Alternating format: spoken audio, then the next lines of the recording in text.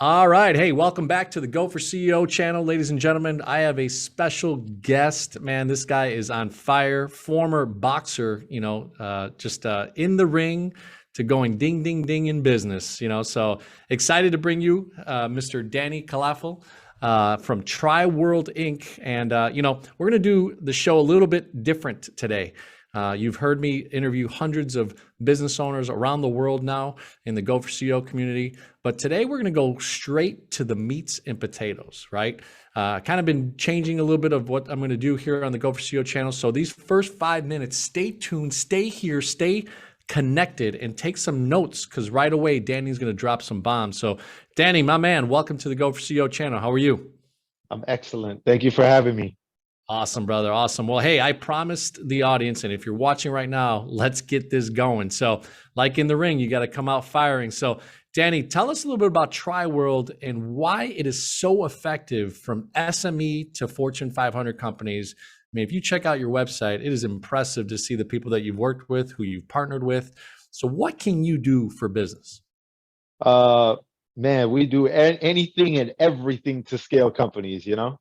You say what makes us the best? There's no other programs out there that we offer. There are no other programs out there that offer the results in a faster time frame and at a high enough result as what we have going on. Nobody. Awesome, awesome. So tell us a little bit of a snippet, right? Enough to give us a little bit of juice in case someone's interested and they go visit Triworld Inc. And so what can they expect from you guys and how you do business? In what way? Well, I mean, so let's talk about sales growth, right? I know Yeah. all of us want to get more business. It's the end of 2022 right now, where it's December 29th as we speak. And we're going into 2023. A lot of my business owners that either subscribe to the channel, people that want to become entrepreneurs, want to help a business from internally, why would they work with Triworld? Why wouldn't they? That's right. That's right. That's right. No, I I love it. mean there's a lot. There's a there's I mean it varies. In some cases they have sales teams and they're looking to maximize the best out of their team. In some cases, they don't have sales teams and they're looking to bring good, strong salespeople on board, and they need just a good, nice, solid hiring process. Know what to look for. Know how to grab people's attention. With the salespeople that they do have, what areas that they feel there's a bit of stagnance, or they're not really able to deliver to the necessity that company needs, and to the ability that they have. So like it really varies. I mean, whether it's in the follow-up process, whether it's in the in handling objections, whether it's cold calling, prospecting, closing deals. Like we always talk about, there's three, people talk about sales across the board, but sales fall into three categories. And each category is, like we talk about it, what I like to say is, it's like driving three different vehicles: an airplane, a boat, and a car. Or you know what? Let's make it more difficult: an airplane, a boat, and a motorcycle. Okay. So just because you know how to fly an airplane doesn't mean you know how to drive a motorcycle. Just because you know how to drive a motorcycle doesn't mean you know how to drive a boat. Mhm. So, when we talk about sales, you have negotiating, you have closing, and you have the prospecting part, which is the sales part. And each of those areas are completely different areas. So sometimes you go in a company and you got some real strong closers, you got some real strong negotiators, and you got some real strong openers. We go in there and we teach everybody how to be everything. So it's a well-rounded, you take that individual and kind of sharpen the edges so that they can be Yep. good in different areas. All right. So Yep. yeah, So help we me on. train, just Go ahead. just to let you know, just to clear that up. So we train in two ways. This is on the sales training side. Like I was telling you earlier, we have over 20 different services that fall under three categories, which is sales training, marketing, and business programs. On the sales training side, so we train in two ways: live and online. We have the online platform, which is Carter University, and it's all combined together between workshops, boot camps, workbooks, um, everything that we do, you're looking at a little over, I'm up to about 4,022 courses Hmm. and Wow. growing. Yeah, Yeah. and growing. So Nice. immense amount of information there. So, I got caught my ear because I did a video on this a while back on a follow up, right? And I think a lot of salespeople, if we go down that rabbit hole right now, um, forget that it takes 5, 7, 8, 10 touches, right, to be able to connect with someone where they finally give you a chance, right? It's not always a one call close, right? In most businesses, you can't really want. I remember selling magazines when I was like 19 years old, telemarketing it, so that was a one call close most of the time. But it'd be funny because we'd call those people 2 or 3 months later, even if they said no, and eventually it was like, all right, fine, subscribe to me. So give us 2 or 3 nuggets within your program on how you teach people how to follow up. Well, in a lot of cases, it's just reaching out. I mean, there's no secret sauce to it, right? It's just getting as creative as possible to just get in front of people that maybe, like, a lot of people would be surprised. Like, you talk to people, you talk to customers that you may have dealt with in the past, or you talk to customers that, or you talk to prospects that maybe you spoke with and they weren't ready to close the deal at that moment. Like, you'd be surprised, like, you give them a call like 6, 7, 8 months later, they're in a different place in their business. They're in a different headspace. They're in a different circumstance. Maybe they were going through stuff then that they're not going through anymore. They're going through something different where you pick up the phone and it's just like, oh my God, like, this is exactly what I need. Or in other cases, they forgot about you.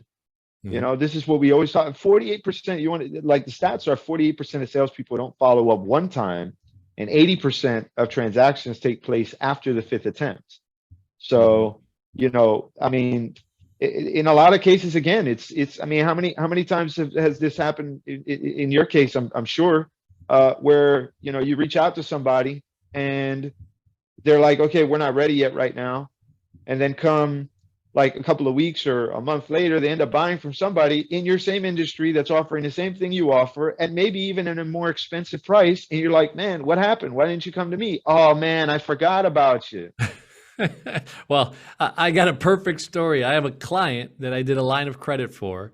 It's a home healthcare business. He's going to buy another company to acquire another company. Calls me up and says, "Hey, John, can you guys take a second position lien, subordinate for the loan that you have?" I'm like, "What are you doing?" He goes, "Well, I'm trying to buy this other company."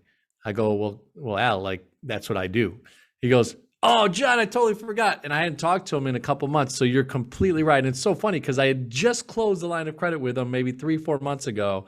And sometimes, yeah, you miss base, or if you are emailing, you're not emailing correctly, or the subject line isn't capturing them, or you didn't catch them live, right? So awesome stuff, man. So really cool. And you're right. I mean, there is no secret sauce per se, but there is a secret of activity, right? And Yep. how they keep on doing the same activity. So help So us we have, understand. Go ahead. like, so yeah, we have three, inside of the program, we have 365 days of follow-up, um, for unsold customers, and for sold customers, 2 years of follow-up Hmm. Wow. to get them Now resold. that's pretty awesome. So I guess, can you give us an example of 2 of them? Okay. All right. For which one? For the unsold one, I'd love to hear the unsold one. Well, here's the thing, right? The three common, uh, follow-up, you could say, word tracks per se, when people normally call, is like, hey, how you doing? Checking in, or hey, listen, have you thought about what we talked about? Are you ready yet? Or during tax season, because that's when everybody starts, really getting excited because people start getting those checks. They're like, hey, listen, it's tax season. You ready to spend the money? Yeah. So, what we do is we encourage people, and we show people ways to get creative, like, sending videos, not only relying on just one way to follow up with a customer, whether it's email, whether it's text, whether it's a phone call, whether it's leaving a message, whatever the case is. I mean, I've called people 6, 7, 8, 9, 10 times in a day, leaving messages, filling up their voicemail box. So, I you love know, it. and the way we look at it is, I mean, at the end of the day, if if they complain about that and that's the reason why it blows a deal, it wasn't a deal to begin with. You're right. You're right. Yeah. I mean, So I think, what you're saying is really you're dropping value each time, right? It's not like you're just like you said, if you're just calling to be like, hey, I'm just checking in, that check in for that person is like, yeah, whatever, tell me something that I don't know, or tell me something that could bring me value, right? So awesome stuff, man. So let's get into, the part where I saw you and your dad, are in the executive team and, started Triworld. So tell us a little bit about kind of what you guys were formulating in your mind when you thought of just the concept of it. How did you get into the program or into the business world of consulting, those types of things? Because I did mention you were a boxer, right? And a good one at that. So how does a boxer, right, a mentality of grinding it in the ring, take it to the business world? man, you know, I this was done by accident, to be honest with you. So Mm, I'll take you back. During my boxing career, obviously, I got to know a lot of many different celebrities, like some of the biggest celebrities in the world, and built real good relationships, like beyond the, hey, just hanging out in the club type thing. No, like, real like family, like, meeting their family, having dinner, going to the house, spending time, just talking about, history and life and everything outside of stuff, just like, and those relationships became very powerful because it got me to get to know a lot more people and learn a lot more and be placed in areas that I would have not been able to be placed had I not known those group of people, or those types of people, or been in those type of environments, or invited to those type of parties and so forth. And that got me to when um, I was at an event, and I'm not going to name drop. I was at an event, and it was a big concert down here in Miami, and we were backstage in an RV, and uh, camera guy comes up and starts taking pictures. Saw that I was a boxer, and we just got to talking and everything. He had a media company at the time, and he was looking to like do like a side project on a record company.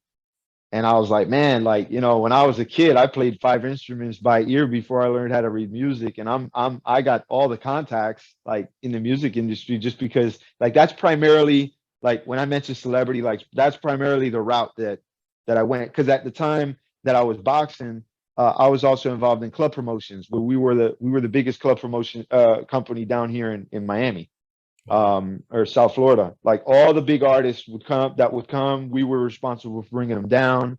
There were some artists that hadn't even visited Miami before we brought them down, and we'd have big events, like parties like crazy, where fire marshals would have to come out because we had so many damn people in there, and it was a lot of fun. Met a lot of people, and that was my start of networking.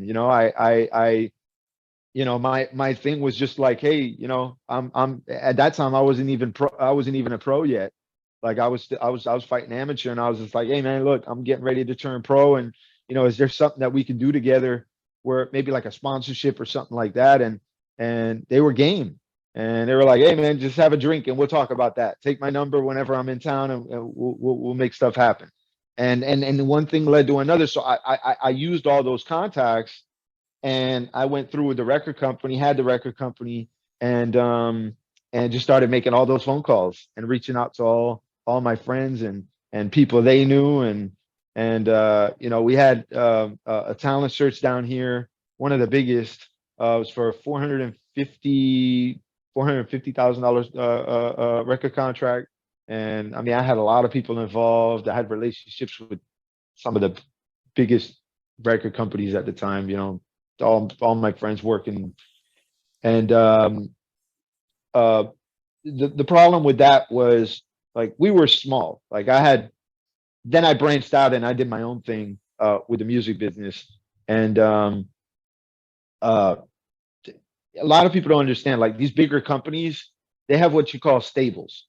So they'll sign about 1,000, 2,000 artists inside of their company, Hmm. but they're not funding and they're not putting a lot behind the artist until the artist proves himself. Because I mean, it's an investment at the end of the day. So they're like, all right, well, if this guy proves himself or this girl proves herself, and they're able to showcase like everything that they're doing, and they're able to do stuff without our help and just our name behind them, then we'll start believing in them more, and then we'll start pushing some funds behind them, right? And that's how the music business works. I mean, there's a lot more mechanics in it. Now, with a small company like I had, where we only had like 5 or 6 artists, like, and regardless if they were super talented, like if those guys don't show up, if those guys don't, operate at the level that I need them to operate, doesn't matter who I know, doesn't matter the connections I have, doesn't matter what it is that we have going on, it's not going to fly and it's not going to work. And that's what frustrated me the most, is that, a lot of money went into it, a lot of time. I learned it. I learned a lot, and it was just it wasn't worth it. And what made me not stop, but put it really on the back burner, was I hated the idea that I had to rely on other people in order to have, what it is that I knew that I can have. So I was like, all right, well, there's got to be another way.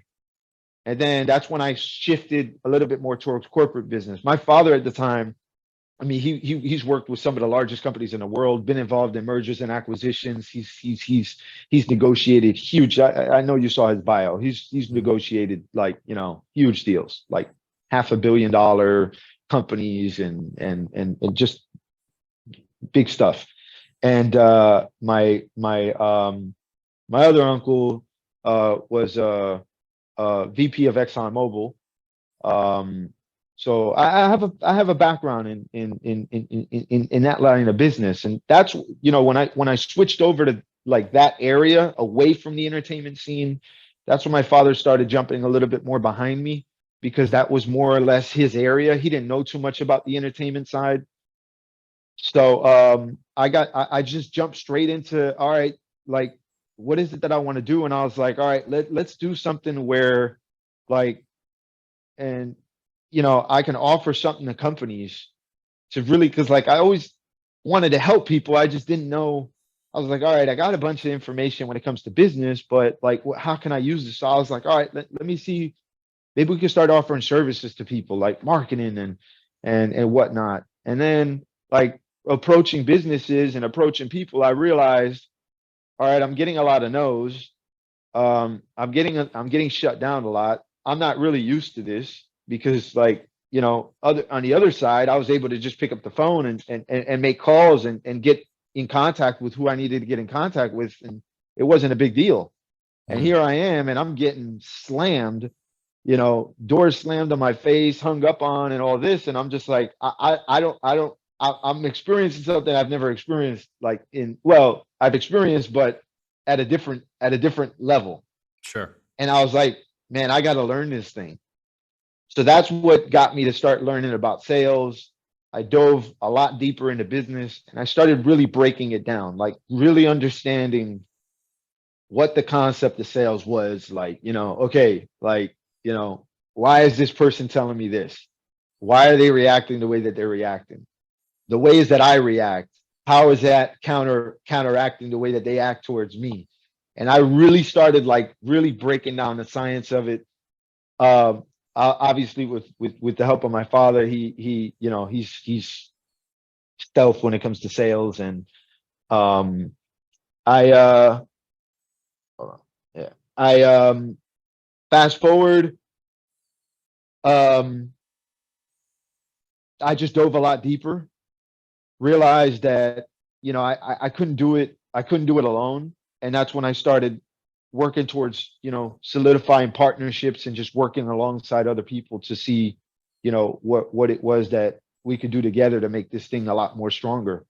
And just over the years, just, working it and working it and working it, and breaking it down more, and studying the wealthy, and studying the way things, move, and how a business really from the small scale to the large scale, how they really function and operate, and the mechanics of it and everything. And going forward, now I got over 100 people on my team. And we're growing. I mean, we'll do a little over 4 million this year. Just that's Nice. that's I mean, I got, like I said, I went from, look, before I partnered with Grant Cardone, little close to like 4 years ago. It's my partner and I. We went to an event, and I obviously brought my father. He's VP of my company. My father, he's the VP, and went to an event, and I was like, "What do you think of this guy?" Because I always, let me touch on that for a second. I want to work with the best. The reason I want to work with the best is because I want to offer the best to my customers. And a lot of people want to work with me. A lot of people want to partner with me, but I shoot high, because it's just something I've been used to. I mean, since I was 17, I've been nothing but, or I'm wording that wrong. I've been around nothing but, greatness since I was 17. Sure. Like massive attention and phenomenal people in their area. It's just something I'm used to, so when I work with people, I want to make sure that, like, hey, listen, this is the best. And I research a lot. So it's like, if I see somebody and I see they're really good at what they do, you better believe, like, I'm going to go in deeper, because I'm not just looking at the surface of it. And I'm very particular. So that being said, on the training side, for the sales training side piece that we offer, I was up to about 462 courses that I created. And I was like, man, how can I move faster and spread this out further without having to put the time that I know that it's going to take for me to really do this? Because I mean, it's taken me this long. Mind you, I've had this company a little over 10 years, taking me this long. And I'm like, man, how can I really stretch it out? And I was like, man, I got to partner with somebody. I got to partner with somebody that already has something built. And that's when I started on my search. And I looked everywhere, and I couldn't find anybody, because I didn't want to have to relearn stuff. I wanted to add on. I didn't want to relearn anything. I didn't want to redo anything. I didn't want to, everything I had was working. And I didn't want to go against what my beliefs are, which is straightforwardness, transparency, and honesty.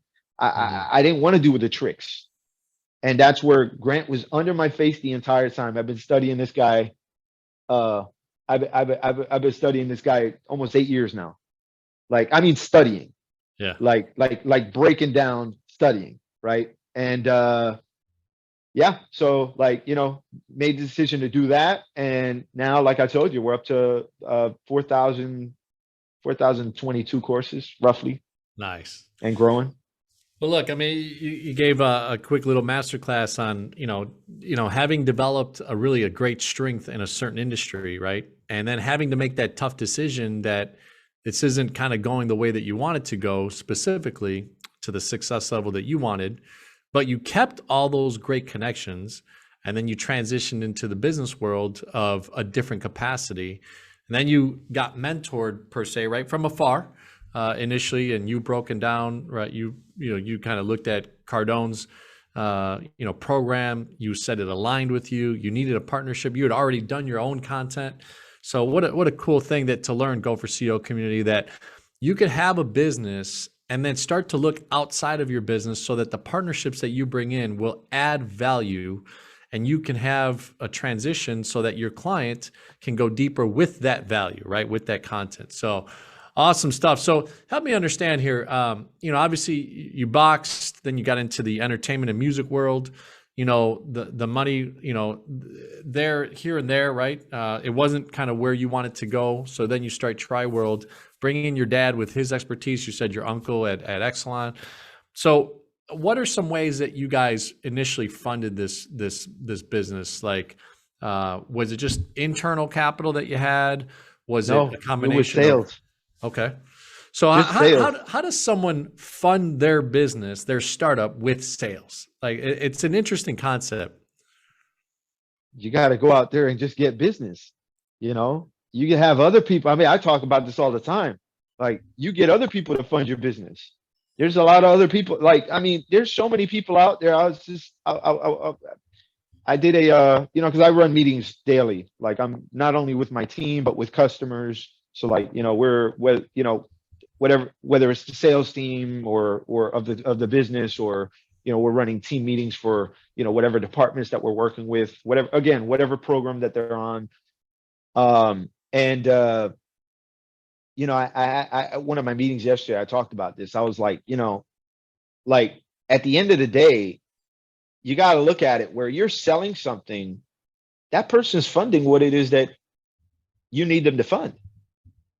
Like, people give donations all the time, but it's like, I don't like what's the fairness of you giving me a donation to start my business when I can offer you something in exchange for you giving me money that's going to create value for you.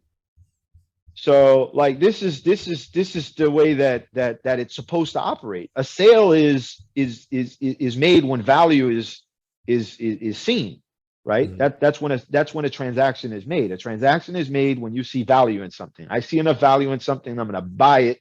I don't care what the price is, because the value exceeds the price. I don't care what the price is. If I see enough value, I'm going to buy something. You Mm-hmm. see a nice enough car, you're going to come up with the money to pay for the car that you want. And if you don't have the money right now, you're gonna work your ass off so you can eventually get the money so you can have what it is that you want. Unless you're one of those people that just see nice things and you're just like, that would be nice one day, and then you just give up. But at the end of the day, that's what it's all about. So how nice is it where you could just go out into the world, into the marketplace, and say, hey, listen, I got something that I can offer valuable to you, and in exchange, you're going to give me money for it. And that's just the science that I ended up breaking down. I was like, okay, what's this worth to somebody? All right, it's this much. All right, let me go and sell it for that.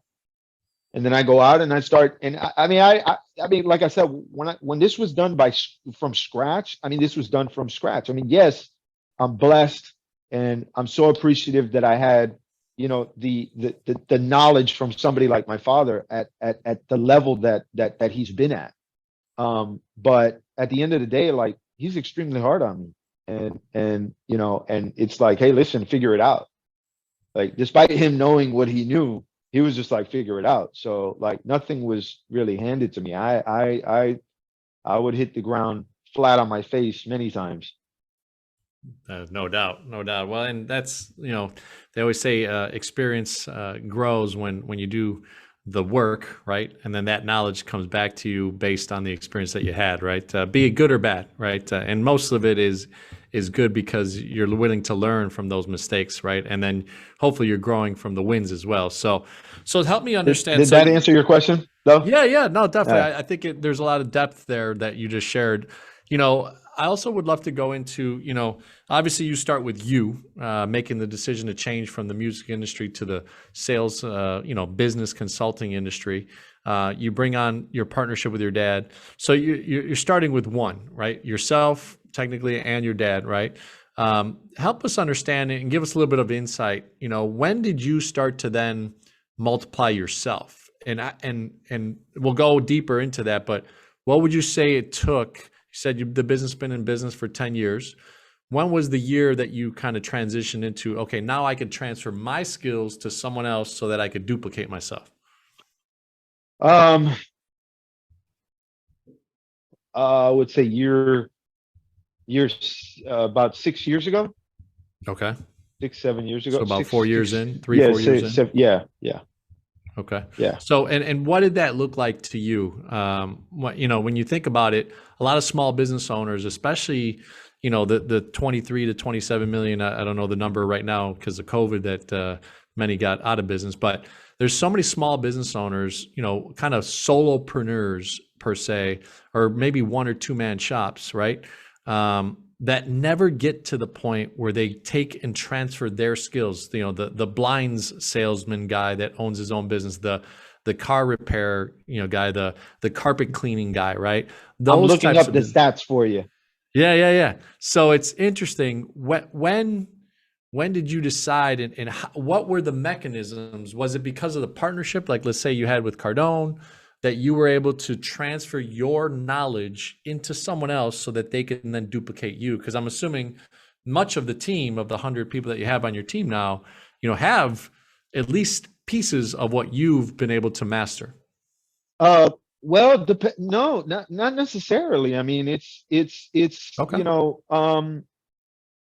Depending on which area you're talking about.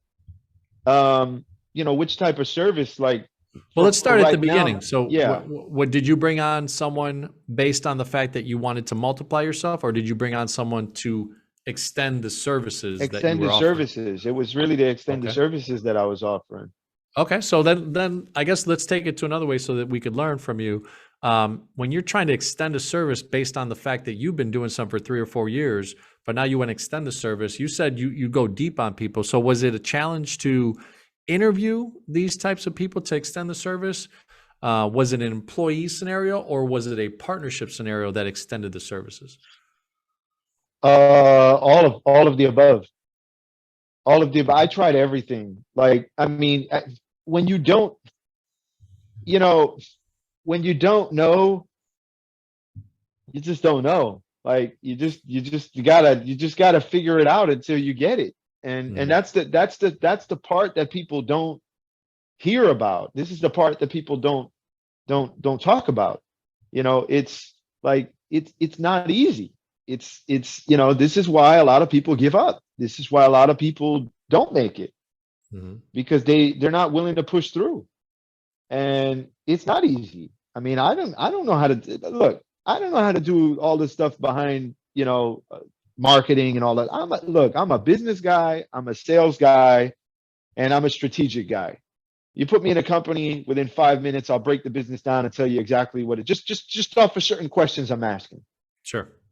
Um, but when it comes to actually doing the marketing itself, I don't know how to do that stuff.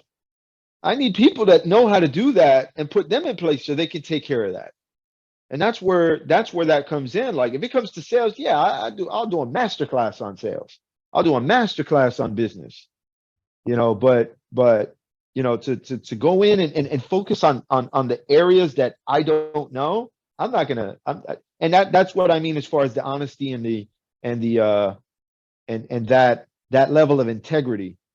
You have some people where they're like, yeah, I'll get it taken care of. Yeah, but you can't, because you don't know how. Mhm. And I understand yeah, I'll get it taken care of, and then you figure out a way to do that. Yes, but you're still not saying that you're going to do it. You see, you're going to say you're going to get it taken care of, or yes, I'll handle it, or yes, okay, yes, I'll do it, but I'm not doing it. I'm not going to take somebody's money and say, yeah, I know everything I'm doing, just trust me. And then I'm going to go behind, and I'm going to try to play around with SEO and all the other digital marketing areas. I don't want to. Like, that's not something that's not something I know how to do, and I'm not going to charge somebody money for that. It's Mhm. just it's not, it's unethical. You know. So that's what I mean. But to offer at the level that I wanted to offer, yes, I needed people who knew exactly what it was that they were doing. Interesting. Interesting. So, yeah, I mean, I get the kind of the line of sight, right? Keeping the integrity and the transparency and the honesty that you talked about, and then being able to focus in on who you bring into the team that has that skill set, right? To be able to then grow that part of the business. So, awesome, awesome. So, let's go, a different direction, right? When you're sitting down with these initial inquiries, right? Businesses are inquiring on Triworld, or your network is, been so vast now that you're kind of just bringing in people. How do you handle that initial conversation? Is it through a team right now, or do they go right to you? Are you still really involved in that initial process to then, delegate to the people that are on your team? How does that work? That's exactly what it is. Yes, I'm very involved. Okay. Um, you know, I mean, I'm on the phone, I'm prospecting, I'm talking to people, I'm closing deals. Like, that's I mean, that's what I'm doing right now. Before COVID, I had four people working out of another office. and sales guys. And COVID hit, and I had to take that down. So now I'm bringing on more sales guys now, and it's me. I'm rocking and rolling among the business that we're taking care of, and um that we're servicing right now. Like on fulfillment side, apart from that, all the new business, I'm having to keep rocking and rolling, Okay. and it won't stop until I get busy enough where I'm not going to be able to do that. Like, it's already at the point now where I'm so busy running meetings, running team meetings, just all over the place with everything, where I can't prospect to the degree that I know that I would like to. I'd love to sit down all day and just make phone calls and reach out to people and talk to people, and like, I love that, but like, it's who I am, Yeah. right? But I don't have the time anymore. So like, now that I don't have the time, I'm like, all right, well, I need people in. I need people in to handle that for me. So would you say that how are you going to transfer, or how have you transferred in the past those skill sets when you find someone that kind of matches the enthusiasm, the energy, the desire to be at your level? Um, well, the transfer happens over time. Like, Mhm. in the beginning, it's just like, hey, go out and see what you can do. We open up everything to our guys, like, I mean, training, everything like that. So like, I'm 100% in supportive with whoever it is that I bring in.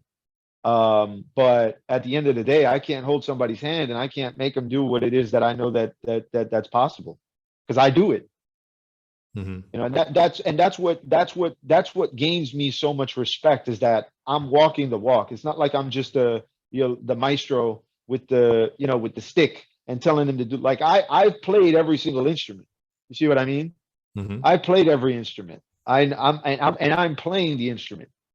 So it's like, when I'm tapping my stick on the stand and I'm like, hey, you do this, it's a respect level now, because it's like, okay, this guy's like, he's doing it. So if he can do it, that means I can do it. And if I don't do it, then I might as well just walk out and not come back. Nice. Yeah. No, it's a total leadership position, right? Being able to be in the field and also sharing, kind of how to, show coaching, right? Show coaching what you're already doing. So sweet. Let's get into the last part here. A lot of times, I'm going to end the Go for CEO interview here, even though we started with some sizzle, kind of the same way, right? So we talk about CEO, right? C is client experience. E is engagement, right? And it could be employee engagement, it could be vendor engagement, it could be just client engagement, and then O is operational excellence. So take us through what Triworld and your team, and how you've been able to develop the client experience. And it could be 2 or 3 points high level, but help us understand why Triworld really kind of makes a difference, and there's a differentiator when you talk about client experience. Well, like, at the end of the day, the experience comes from, like, look, customers, when you buy something, your experience is going to be to the degree of not only how well you were treated, but whether what you got is actually going to work the way that it was described to you. Mhm. That's the experience, period. And that's the biggest problem for customers, is, when I buy something, am I going to get what it is that I actually paid for? Is what the person sold me really going to do for me what they said it's going to do? So when you talk about experience, like, everything we say, we have stats, we have proven concepts, we have track records, like everything's there. And that's why I said from the beginning, like, it's not an overstatement when I say, like, there is nobody out there that offers what we offer, okay, at a high enough level. I'm talking about as far as result wise, at a high enough result in a faster time frame than what we offer? Nobody. You know, the only reason why a lot of these bigger companies, and I say this all the time, you're like, oh, well, what about the bigger guys that are doing billions? Well, they're doing billions because, you know, I mean, they have more employees and they've been around longer. But it doesn't mean listen, again, I'm not going to throw names out there, but I've done stuff with some big guys. I mean, in the billions. Matter of fact, one of the partnerships I have, the company did last year, 3.5 billion. And like they're not as intact as a lot of people think as far as like, you know, models. Like they're operating off of the same model they operated off of 30 years ago. But they make up for it from the amount of staff that they have. When you have over 3,000 employees, like, you know, and you got millions of customers. I mean, if 5,000 customers fall off, you pick up another 5,000 that same day.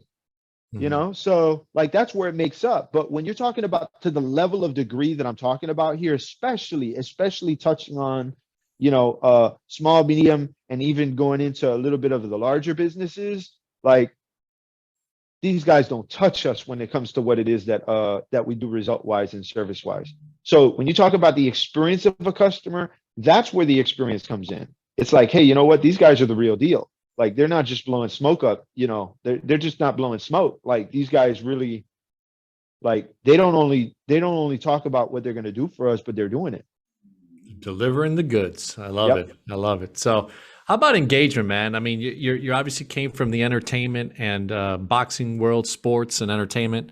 You know, is it just your magnetic presence that is the engagement, or what would you say you've cultivated at Triworld that attracts people and that keep them engaged? Could be a vendor, could be a partner, could be an employee.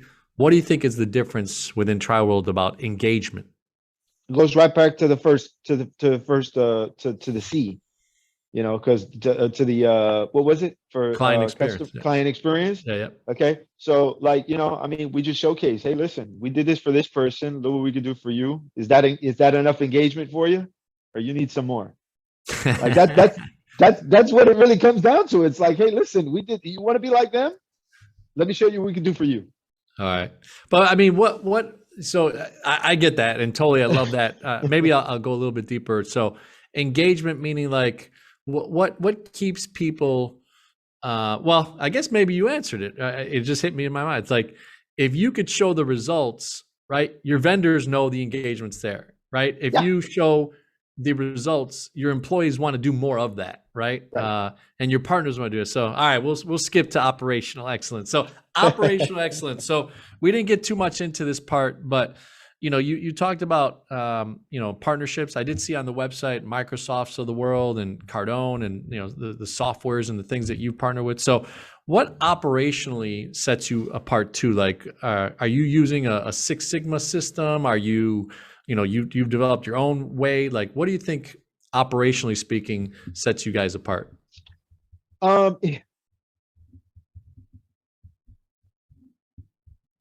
In what way are you talking about? Like, because operation can go in so many different sure. directions. So I guess let's take the main one that you kind of started the business off, right? Sales, right? When you think about operations, you take people through steps, and it seems like you plug them into either the Cardone University and then some one-on-one mentorship. Like, what would be the way that you operationally take someone from 1 to 5? And why does that work for you? Because of the tools that you're using, because of the partnerships? Like, how do you structure that the best way? Are you talking about like if we go like what the process is when we go in and approach a customer? Are you talking about that? Like if I'm sitting down with a customer, like what the process is with that? Like when it comes to sales, like it could be. I mean, how are you? Operations is broad, so I get where maybe there's a little bit of a distinction, better way. So let's take that part. So specifically that, how do you onboard someone and bring them through your process so that operationally speaking, if you died tomorrow, like Triworld knows exactly what to do step by step to go. Oh yeah, I mean it's you know, look, it's really simple. It's find a problem, solve it. It's really that simple. And I mean, starting with just like literally 2 services, now having over 20 different services that we offer, it's become, yes, a lot more broad, but a lot more effective, because it's like, hey, listen, I'm sitting down with a customer. So like, hey, listen, we're bound to find something you need. Like, we're bound to find something. Oh, what do you guys offer? We offer a lot. Let me ask you this question. And then I start drilling them and asking them, like, hey, listen, what do you have going on inside of your organization right now? Because like, I'm bound to find something. It's like you go to the doctor, like, for a checkup, he's hitting you with a little rubber hammer. Something's gonna happen. You're sick. They're running all these tests. They run all the tests to find out there's something that is gonna come back as a problem because you're sick. In this case, every business is sick. That's the way I look at it. I don't look at a business as being 100% healthy. There is no business on planet Earth that is 100% healthy. Mm-hmm. Every business is sick to some degree.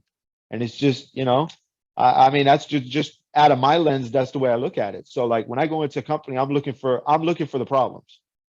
And I find, and it's like they say, when you look for something, you find it. Or you look for something hard enough, that's what you find. So, that's my level. So when you're talking about like, if I was to step away or something were to happen or whatever the case is, I mean, that's the process. It's like, there's so much that we offer and there's so much that's laid out. It's like, you're going to find something. Nice. And what we have is, like I said, at such a high degree that, I mean, I don't care what anybody does with us. They're going to get massive results.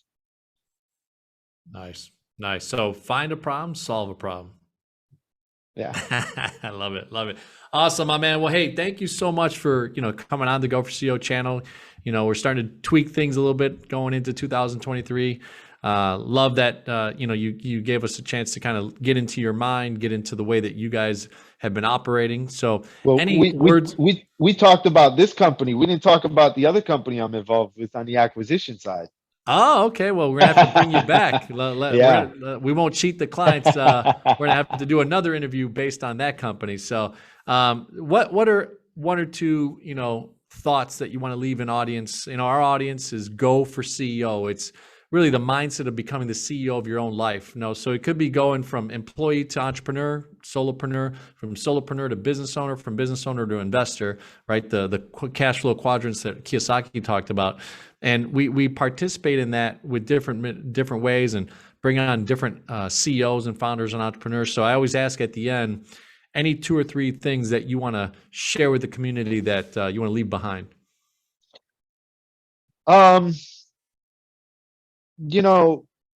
Just